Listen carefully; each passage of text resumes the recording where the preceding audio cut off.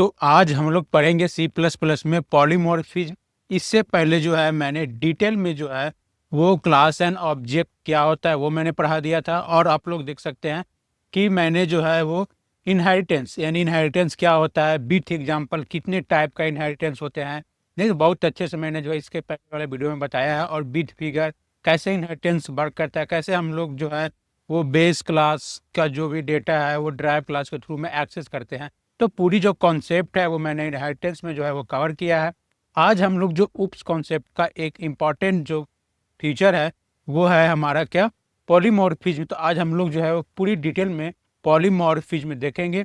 आप लोग जो है वो वीडियो को लास्ट तक जरूर देखते रहिएगा। अगर आप लोग बीपीएससी टीआरई 4.0 या केवीएस एनवीएस जैसे कंप्यूटर साइंस का आप लोग जो है वो तैयारी कर रहे हैं तो आपके लिए काफ़ी इंपॉर्टेंट टॉपिक है। उप्स कॉन्सेप्ट से आपको हर एग्जाम में जो है वो देखने को जो है वो क्वेश्चन बनता है, या हम लोग कह सकते हैं कि मिलता है देखने को।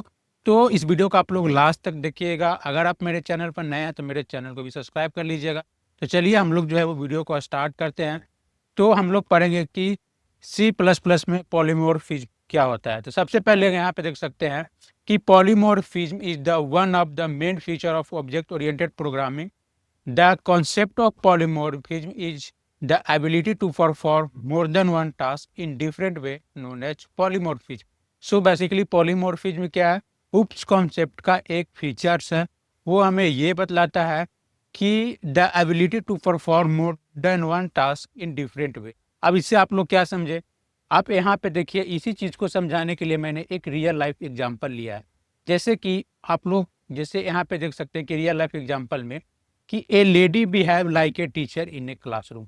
ठीक है, एक लेडी है, वो बिहेव क्लासरूम में क्या बिहेव हो रहे हैं, टीचर बिहेव हो रहा है। अगर वही लेडी जो है वो घर पे यानी होम पे वो क्या बिहेव होगी, एज ए मदर। ठीक है, वही लेडी अगर मार्केट में क्या बिहेव होगी, तो वो कस्टमर। सो ये single person is behaving differently according to the situation.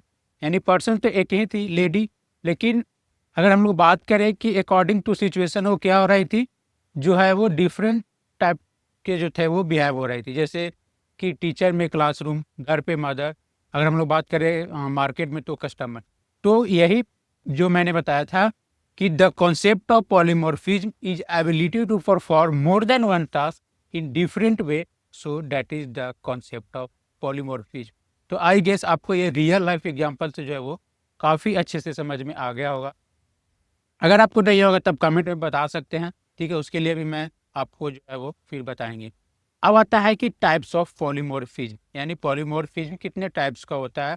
सो अगर हम लोग बात करें इन सी प्लस प्लस में तो two primary types of polymorphism. पहला हमारा होता है कंपाइल टर्म पॉलीमॉर्फिज्म और दूसरा हमारा होता है रन टाइम पॉलीमॉर्फिज्म। तो हम लोग देखेंगे कि कंपाइल टाइम पॉलीमॉर्फिज्म क्या होता है, रन टाइम पॉलीमॉर्फिज्म क्या होता है, क्या दोनों में डिफरेंसेज है, कैसे क्वेश्चन पूछा जाता है। ठीक है, तो ये सब चीज़ें हम लोग जो है डिस्कस करेंगे। आता है सबसे पहले कि कंपाइल टर्म पॉलीमॉर्फिज्म। तो it is also known as static binding और अर्ली बाइंडिंग। ये चीज़ आपको ध्यान रखना है। आपसे एग्जाम में कंपाइल टाइम पॉलीमॉर्फिज्म जो है वो नहीं लिखकर आपको कहीं पे क्वेश्चन में स्टैटिक बाइंडिंग भी दिख सकता है और अर्ली बाइंडिंग भी जो है वो लिखा हुआ रह सकता है। तो कंपाइल टाइम पॉलीमॉर्फिज्म को हम लोग स्टैटिक बाइंडिंग और अर्ली बाइंडिंग भी बोलते हैं। Compile time polymorphism is done by overloading and operator और ए फंक्शन। यानी कि जो कंपाइल टर्म पॉलीमॉर्फिज्म होते हैं उसको हम लोग किसके द्वारा डन होता है, किसके द्वारा अचीव होता है, एक हमारा होता है ऑपरेटर ओवरलोडिंग के थ्रू हम लोग कर सकते हैं, और दूसरा हम लोग जो है वो फंक्शन ओवरलोडिंग के थ्रू जो है वो कंपाइल टर्म पॉलीमॉर्फिज्म को हम लोग अचीव कर सकते हैं। ठीक है, तो ये आपसे भी क्वेश्चन ये भी बन सकता है। ठीक है, आपको ये ध्यान रखना है। नेक्स्ट जो है कि overloaded function are call comparing the data type and number of parameters. This type of information is the available to the compiler at the compile time. Thus the suitable function to be called we chosen by C+ compiler at compile time। यानी कि ये तो basically है कि जो overloaded जो function होता है, जो भी हम लोग डेटा टाइप या पैरामीटर देते हैं, जो भी इंफॉर्मेशन हम लोग देते हैं फंक्शन में, तो वो जो कंपाइलर जो होता है ना, वो कंपाइल टाइम पे ही जो वो है वो डिसाइड कर लेता है कि जो गिवन जो इंफॉर्मेशन जो है वो दिया गया है वो हमें किस टाइप के दिए थे, जो भी होता है वो कंपैरिजन, या हम लोग कहें तो कंपाइलर जो है वो कंपाइल टेम्पररी चीज़ों को क्या कर लेता है, कंपेयर कर लेता है, ठीक है, इंफॉर्मेशन को। तो that is the concept of compiled polymorphism. अब देखते हैं कि फंक्शन ओवरलोडिंग क्या होता है, ठीक है। पहला हमारा कॉन्सेप्ट आता है function overloading. So function overloading कि we have two function with same name but different parameter. जैसे आगे हम लोग एग्जांपल में देखेंगे, जैसे हमारे पास फंक्शन दो है, ठीक है। जैसे हमारे पास फंक्शन, ये फंक्शन वन है, फंक्शन का नाम है, ठीक है, फन वन। उसी तरह से हमारा दूसरा भी फंक्शन है, उसका भी नाम सेम है, फन वन, ठीक है। बट क्या कह रहा है, same name but different parameter, यानी कि जो फंक्शन का पैरामीटर होगा वो क्या होगा, डिफरेंट होगा। अगर इसका पैरामीटर 2 है, इसका पैरामीटर 2 से अधिक या 1 होना चाहिए तो डिफरेंट पैरामीटर हो गया। या इस फंक्शन का पैरामीटर हमारा क्या है, इंटीजर है, ठीक है, इंट टाइप का पैरामीटर है, तो इसका पैरामीटर क्या होगा, फ्लोट होगा, ठीक है। तो यही यहाँ पे कह रहा है कि फंक्शन नेम जो होगा वो सेम होगा, बट हमारा जो पैरामीटर होगा वो क्या होगा, डिफरेंट होगा। Different functions are depending on the number and data type of parameter known as function overloading.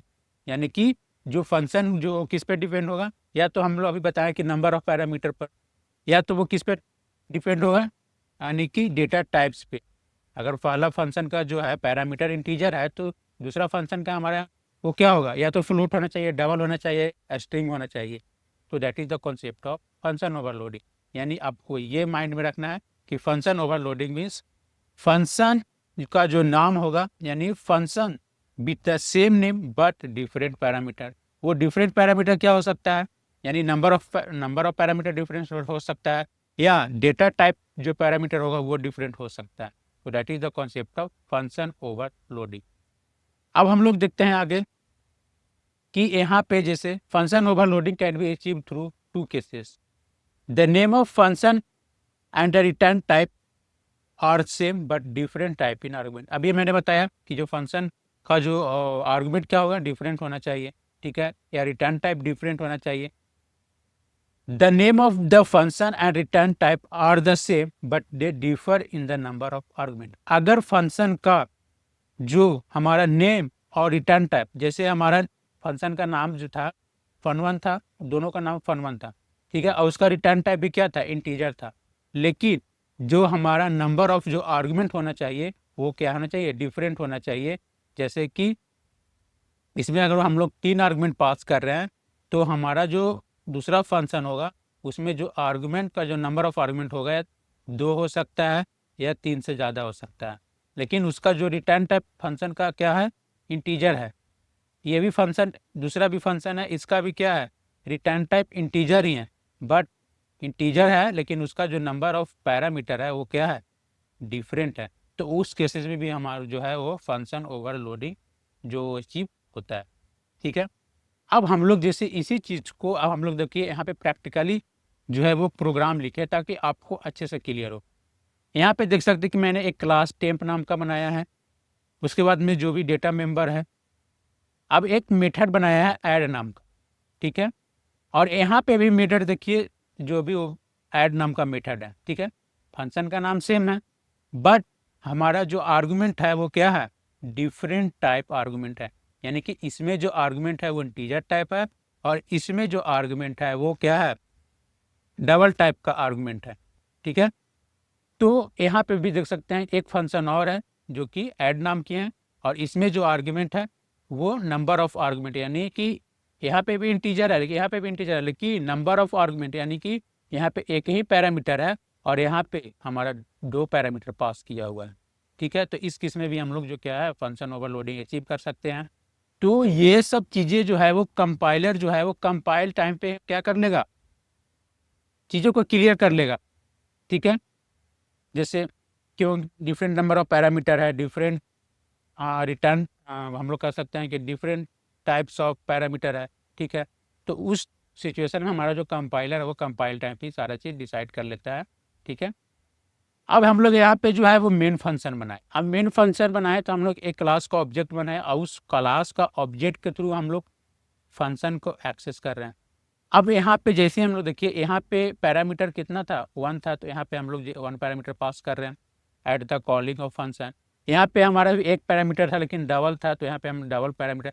और यहाँ पे देखिए हमारा 2 पैरामीटर इंटीजर टाइप का था, तो यहाँ पे मैंने 2 पैरामीटर पास किया।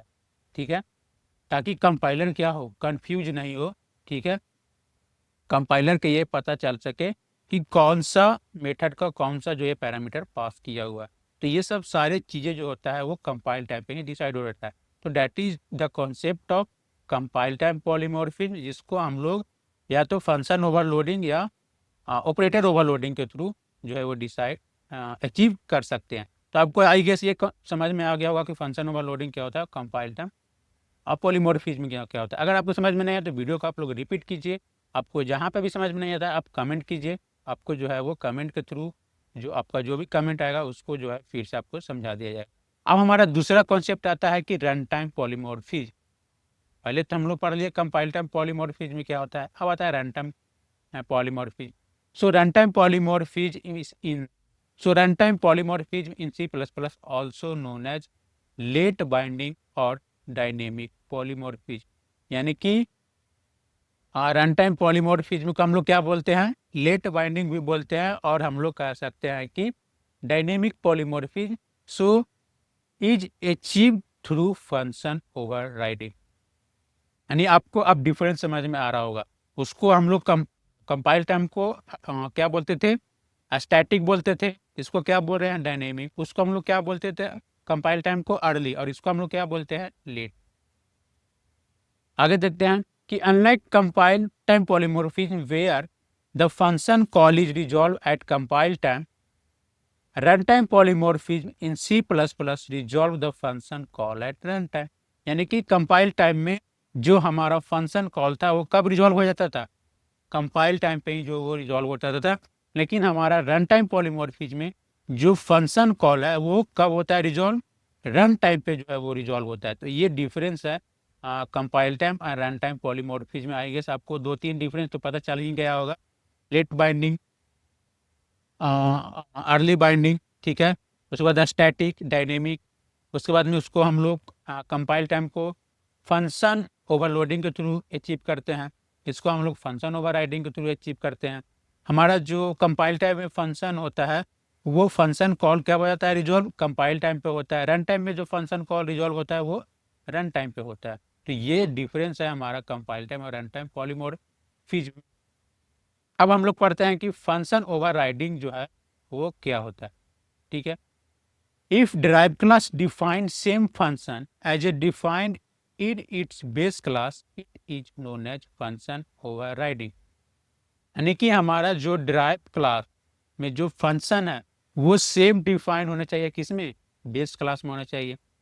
इन C++ it is used to achieve runtime polymorphism। It enable you to provide a specific implementation of the function which is already provided by the base class।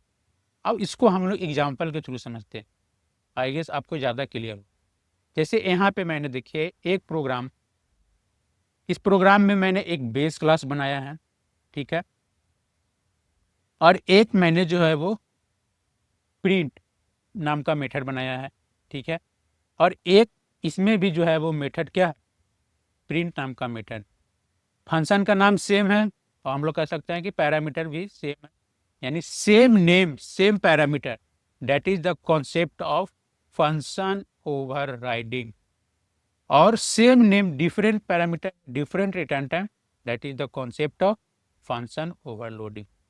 ठीक है, अब यहाँ पे देख सकते हैं एक वर्चुअल जो कीवर्ड लगाया हुआ है वो आपको आगे आपको जो है वो समझाएंगे। लेकिन आप इतना समझिए कि अभी जो फंक्शन है वो सेम नेम दोनों में है और सेम पैरामीटर है, यानी पैरामीटर कुछ पास नहीं है तो हम लोग बोल सकते। तो प्रिंट इसमें भी है और प्रिंट इसमें भी है। अब हम यहाँ पे आप लोग देख सकते हैं कि मैंने बताया कि if derive class define same function define in the base class, तो सेम है, यानी प्रिंट इसमें भी है और प्रिंट नाम का फंक्शन इसमें भी है। मैंने डिराइव क्लास जो है वो इनहेरिट किया है बेस क्लास, डिराइव क्लास के थ्रू बेस क्लास को। अब उसमें मैसेज प्रिंट करा है बेस फंक्शन, डिराइव्ड फंक्शन। अब मैंने डिराइव क्लास का एक ऑब्जेक्ट क्रिएट किया है और उस ऑब्जेक्ट के थ्रू मैंने फंक्शन को यानी मेथड को हम लोग क्या कर रहे हैं, कॉल कर रहे हैं। तो यहाँ पे जो हमारा आउटपुट आ रहा है वो आ रहा है डिराइव फंक्शन, यानी हमारा आउटपुट क्या प्रिंट हो रहा है, डिराइव्ड फंक्शन प्रिंट हो रहा है। ठीक है, अब प्रोग्राम कैसे वर्क कर रहा है अगर आपको समझ में नहीं आ रहा है तो यहाँ पे आप लोग जो है देखिए ये प्रोग्राम कैसे जो वर्क हो रहा है ये मैंने पूरा लिखा हुआ है। तो आप जो है वो इस पीडीएफ को अच्छे से जब पढ़िएगा तो ये प्रोग्राम आपको इजीली जो है वो समझ में आ जाएगा। यानी कि here we use print function in the base class and the same function in derived class when we call print using the object of derived class it override print function of base by executing the function of print the derived class। यानी क्या हो रहा है कि हम लोग derived class के through जो derived class का ऑब्जेक्ट है उसके थ्रू हम लोग प्रिंट जो फंक्शन है उसको जो हम लोग कॉल कर रहे हैं तो क्या हो रहा है कि हमारा जो प्रिंट फंक्शन जो है वो ओवरराइड हो रहा है by base executing to the print function of the derived class। तो उस कंडीशन में ओवरराइड हो रहा है तो हमारा जो derived class का प्रिंट फंक्शन है वो कॉल हो रहा है तो इसलिए हमारे यहाँ पे derived फंक्शन प्रिंट कर रहा है। ठीक है, so it's run time polymorphic because the function call is not resolve by the compiler but it resolve in the run time. तो ये आपको पता होना चाहिए। अब देखिए यहाँ पे आता है दूसरा कॉन्सेप्ट जो कि वर्चुअल फंक्शन, यानी वर्चुअल फंक्शन के थ्रू जो हम लोग जो है वो कंपाइल टाइम पॉलीमॉर्फिज्म को जो है वो हम लोग जो है वो प्रोग्राम कर सकते हैं, अचीव कर सकते हैं। A virtual function is a member function declare with base class that is redefined in a derived class। It allows the derived class to provide implementation of the function which is invoked based on the actual object by during runtime। यानी कि virtual function जो होता है वो member function होता है base class का। ठीक है, दैट इज रीडिफाइन, या हम लोग कह सकते हैं कि ओवर रीड जो वो रीडिफाइन होता है कहाँ पे, डिराइव क्लास में होता है। ठीक है, अब हम लोग यहाँ पे जो है वो कुछ की पॉइंट जो है वो रिमेंबर करेंगे वर्चुअल फंक्शन का, ताकि आपका जो एग्जाम में जो क्वेश्चन ऑब्जेक्टिव बनता है वो आपको इजीली जो है वो बन सके।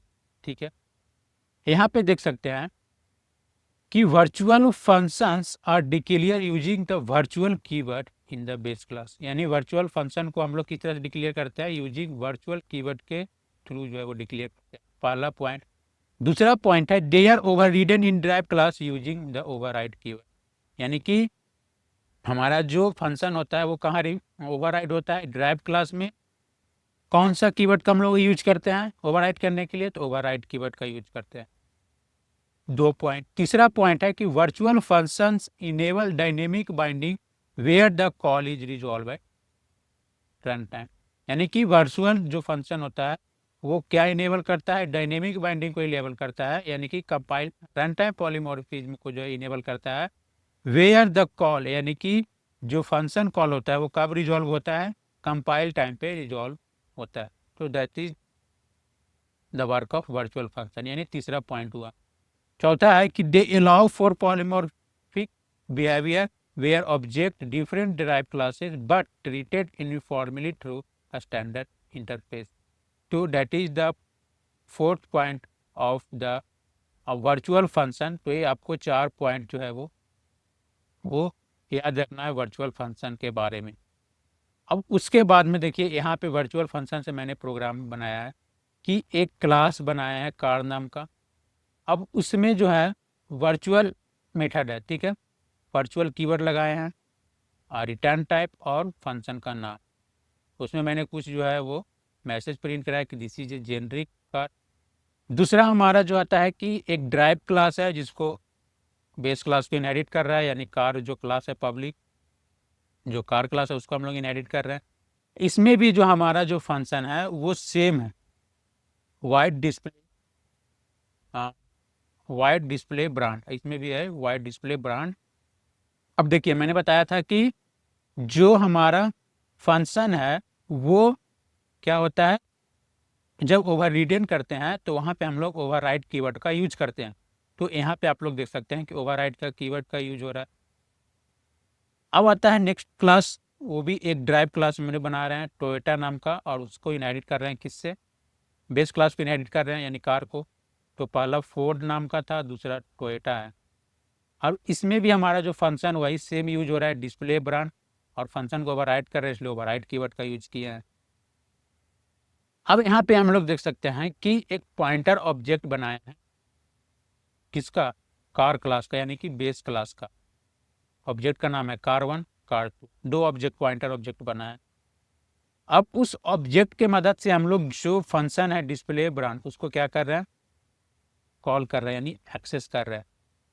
अब यहाँ पे देख सकते हैं कि यहाँ पे जो हमारा मैसेज आ रहा है वो आ रहा है दिस इज फोर्ड और दिस इज टोयोटा। तो दिस इज फोर्ड और दिस इज टोयोटा। इसका एक्सप्लेनेशन क्या है, in this example we have base class car with virtual function display brand, two derive class Ford and Toyota override this function and provide implementation of displaying the car brand. We create pointer object of type, यानी pointer object हम लोग यहाँ पे create किए थे, देख सकते हैं। और यहाँ ये जो हमारा पॉइंटर ऑब्जेक्ट क्रिएट हुआ था, so we create pointer object, ठीक है, Ford and Toyota, pointing the stance, यानी pointing the stance of Ford and Toyota. The main function when calling display brand, the function through this pointer appropriate overridden version of the function invoked based on the actual object type, demonstrating the runtime polymorphism. So क्या हो रहा था कि जो brand method था, ठीक है, हम लोग उसको किस में डिक्लेयर किए थे, बेस क्लास में जो थे उसको डिक्लेयर किए, वही फंक्शन को हम लोग क्या कर रहे थे, ओवरराइड कर रहे थे, जो हम लोग दो ड्राइव क्लास बनाए थे फोर्ड एंड टोयोटा। और हम लोग क्या कर रहे थे कि एक पॉइंटर नाम का ऑब्जेक्ट क्रिएट करके, और हम लोग जो फोर्ड एंड टोयोटा का जो इंस्टेंट था उसको क्या कर रहे थे, पॉइंट कर रहे थे इन मेन फंक्शन में। और हम लोग जब ब्रांड डिस्प्ले ब्रांड मेथड को जब कॉल कर रहे थे दिस पॉइंटर, सो तो वहाँ पे जो हमारा जो क्या हो रहा था कि जो आउटपुट आपको आ रहा था वो आ रहा था हमारा this is Ford car and this is Toyota का। तो ये कॉन्सेप्ट था वर्चुअल फंक्शन का, और इसके थ्रू जो थे हम लोग जो रन टाइम पॉलीमॉर्फिज्म है वो अचीव कर सकते हैं, ठीक है। अब हम लोग जो है वो एक आता है इम्पॉर्टेंट थिंग्स की कंपाइल टाइम पॉलीमॉर्फिज्म और रन टाइम पॉलीमॉर्फिज्म क्या डिफरेंसेज है। तो आई गेस इससे पहले मैंने 3-4 डिफरेंट आपको बता ही दिया था, तो यहाँ पे देख लेते हैं क्या क्या है। At compile time which function to be call is decided, यानी कि कंपाइल टाइम में जो हमारा फंक्शन कॉल है वो कब डिसाइड होता है, कंपाइल टाइम पे डिसाइड हो जाता है। और रन टाइम में हमारा कब डिसाइड होता है, तो रन टाइम पे डिसाइड होता है। पहला डिफरेंस। दूसरा डिफरेंस है कि कंपाइल टाइम पॉलीमॉर्फिज्म अर्ली और स्टैटिक बाइंडिंग बोलते हैं, और इसको हम लोग क्या बोलते हैं, लेट बाइंडिंग और डायनेमिक बाइंडिंग। तो आपको ये जो चीज़ लेट और डायनेमिक अर्ली बाइंडिंग दिख रहा है, वो आपको कंपाइल टाइम नहीं लिख करके अर्ली और स्टैटिक लिख सकता है एग्जाम, तो आपको कंफ्यूज नहीं होना। It execute faster because the function is resolve at compile time only. It execute slower because function are resolve at run time, यानी कि जो हमारा कंपाइल टाइम में होता है वो फंक्शन जो रिजॉल्व होता है वो कब रिजॉल्व हो जाता है, कंपाइल टाइम पे रिजॉल्व हो जाता है, इसलिए इसका एग्जीक्यूशन जो होता है कंपाइल टाइम का उसका फास्टर होता है।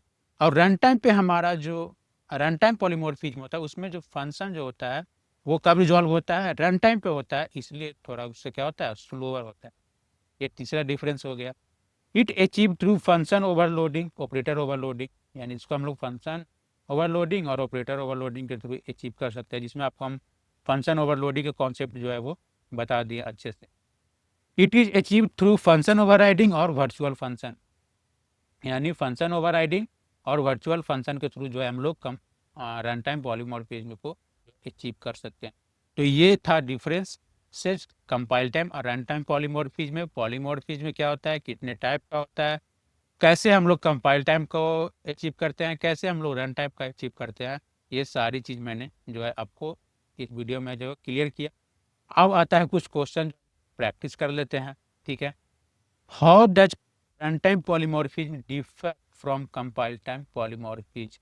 सो आपको बताना है कि रन टाइम पॉलीमॉर्फिज्म और कंपाइल टाइम पॉलीमॉर्फिज्म जो है वो डिफरेंस। सो पहला हमारा है कि run time polymorphism uses early binding while compile time polymorphism late binding. नहीं, अभी मैंने बताया कि जो रन टाइम होता है वो क्या होता है, लेट होता है, ठीक है, लेकिन यहाँ पे हमको कंपाइल टाइम लेट बताते हैं, ये तो ऑप्शन जो है वो गलत हो गया। Run time warning for implemented using overloading, run time implemented overloading, no, run time किसके थ्रू होता है, overriding, function overriding के थ्रू होता है, लेकिन यहाँ पे हमें बताया है ओवरलोडिंग, तो ये भी गलत हो गया। नेक्स्ट क्वेश्चन है कि run time polymorphism is achieve using function overriding and virtual function whereas compile time polymorphism uses function overloading. Yes, ये तो ऑप्शन जो है वो करेक्ट है, यानी कि रन टाइम जो है हम लोग function overriding and virtual function के थ्रू करते हैं, तो ये ऑप्शन जो करेक्ट है।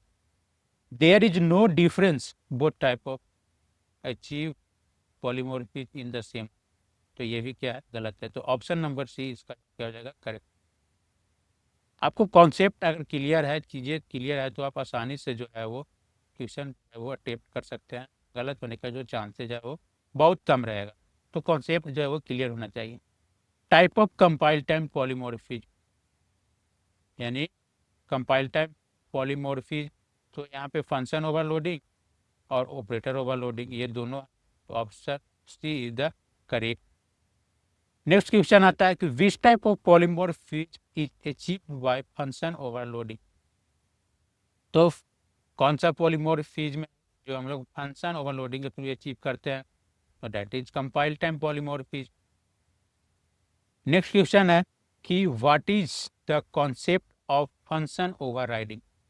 अब आपको यहाँ पे जो है वो फंक्शन ओवरराइडिंग का कॉन्सेप्ट पूछ रहा है, यानी फंक्शन ओवरराइडिंग होता है क्या, क्या कॉन्सेप्ट है, तो हम क्वेश्चन ऑप्शन देखते हैं। It involves derived class defining a function that redefine A base class function. It involves derived class defining a function that is defined in base class, ठीक है। It involves a base class defining function that is already defined in derived class. No. It involves multiple function with the same name but different parameter. Function overriding तो different parameter different implementation, ये नहीं होता है। It involves calling function multiple time within the same scope, ये भी नहीं है, यानी कि ऑप्शन नंबर ए जो इसका क्या हो जाएगा, करेक्ट हो जाएगा। नेक्स्ट हमारा क्वेश्चन है वो है कि what is the difference between static binding and dynamic binding. नहीं, आपको यही बोल रहे थे कि आपको जैसे डिफरेंस में आपको कंपाइल टाइम और रन टाइम नहीं करके वहाँ पे आपको स्टैटिक और डायनेमिक वो लिख सकता है, तो आपको इसमें जो है वो कंफ्यूज नहीं होना है, ध्यान रखना है कि किसको स्टैटिक बोलते हैं किसको डायनेमिक बोलते हैं। So static binding occurs at compile time while dynamic binding occur at run time, तो ये तो ऑप्शन जो है वो सही दिख रहा है। Static binding occur run time, no, static binding जो है वो क्या कौन होता है, कंपाइल, स्टैटिक बाइंडिंग जो अकर होता है वो कंपाइल टाइम पे होता है। तीसरा हमारा है कि static binding occur when linking while dynamic binding occur when executing, no, ये भी नहीं। Static binding occurs in inheritance while dynamic binding occur polymer, inheritance concept कहाँ आता गया, ये तो भी नहीं हो, तो ऑप्शन नंबर ए जो है वो सही है कि static binding occur at compile time while dynamic binding occur at run time. तो ये था पूरा पॉलीमॉर्फिज्म का जो कॉन्सेप्ट क्या होता है, इस वीडियो में मैंने सारी चीज़ डिस्कस कर दिया, ठीक है। पॉलीमॉर्फिज्म क्या होता है, ठीक है, कितने टाइप्स का होता है, इस टाइप्स में जैसे कंपाइल टाइम रन टाइम होता है, कैसे हम लोग कंपाइल टाइम को अचीव करते हैं, कैसे हम लोग रन टाइम का अचीव करते हैं, वर्चुअल फंक्शन क्या होता है, क्या डिफरेंसेज है कंपाइल टाइम रन टाइम, तो ये पॉलीमॉर्फिज्म का जो कॉन्सेप्ट है इस वीडियो में पूरा जो है वो कवर हो गया है। तो इसी तरह का जो चीज़ें हैं, मतलब कि इस चैनल पर जो है वो आपको आ रही है, आप लोग जो है इस चैनल से जुड़ जाइए, लगातार वीडियो आ रहा है। अभी जो C++ का ऊप्स कॉन्सेप्ट है उसको हम लोग सबसे पहले जो है वो पूरा करेंगे, फिर उसके बाद हम लोग अच्छे से जो है वो क्या करेंगे, एक मॉक टेस्ट देंगे, ताकि जो हम लोग पढ़ाएं थ्योरी उसको जो है वो क्वेश्चन एक मॉक टेस्ट लेकर के जो हम लोग प्रैक्टिस करेंगे। तो अगर आप लोग मेरे चैनल से नहीं जुड़े हैं तो चैनल सब्सक्राइब करके बेल आइकन में दबा लीजिए, और आप लोग जो है वो टेलीग्राम चैनल से जुड़ जाइए, वहाँ पे आपको ये पीडीएफ अवेलेबल हो जाएगा। और साथ ही साथ कंप्यूटर साइंस का जितने भी रिसोर्सेज है सारे फ्री में अवेलेबल होगा, आपको कहीं भी कोई पेड करने की जरूरत नहीं है। और आपको जो है वहाँ पे आपको जो है वो मॉक टेस्ट जो है वो आपको टाइमली जो है वो लिया जाएगा, ठीक है। जैसे अभी हम लोग उप्स कॉन्सेप्ट पढ़ रहे हैं, तो उप्स कॉन्सेप्ट जितने जब हम लोग कवर कर लेंगे तो उस पर एक मॉक टेस्ट हो, ठीक है। क्या कि आपको चीज़ें जो है वो क्लियर होगा, आपको एक आइडिया मिलेगा कि कितना जो है वो हम क्वेश्चन जो है अटेम्प्ट कर पा रहे हैं, ठीक है। चीज़ें हमें कितना क्लियर हो रहा है। तो आप लोग जो है वो टेलीग्राम चैनल से जुड़ जाइए, उसका लिंक डिस्क्रिप्शन में है। तो चलिए हम लोग फिर मिलेंगे नेक्स्ट वीडियो।